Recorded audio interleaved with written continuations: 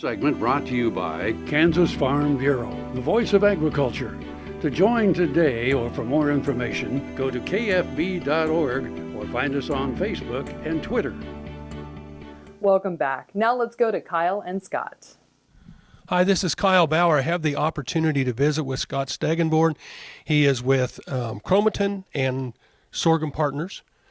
And he today is talking mainly about forage sorghums and how we can best utilize those on the farms. As we've talked about brown midrib, and then we have sorghums that have grain and some that don't have grain. What would you recommend for the people that are planting forage sorghum for livestock feed? Well, Kyle, as we mentioned in the presentation, it has a lot to do with the end use. For someone that has a dairy, obviously the highest quality forage is typically what they're after, and so that typically our recommendation for that would be probably a brown midrib, Brachytic Dwarf Hybrid. Those hybrids produce quite a bit of grain, so you have that starch component in there that improves the quality of the forage, and you also have the added benefit of the brown midrib. That trait brings to bear the fact that it's lower in lignin and it's more digestible. If it's someone who has a lower, I shouldn't use the word lower quality, but that is really what it is, need, and this is typically someone maybe with dry heifers or dry cows or replacement heifers in a dairy program, or maybe a beef cow or stalker type situation, then maybe more of your traditional type forages, silage types would work. These can either be the ones that are photoperiod sensitive that don't produce any grain, or some of the traditional silage types that do. You know, as out here on the plains, of course, what we see a lot of times on forage sorghums is drought tolerance.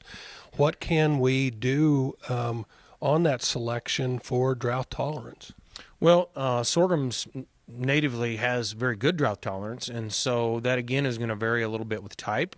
We know that the photoperiod sensitive hybrids handle drought periods of drought very well because again they're not producing grain, so there's really no critical stage to worry about.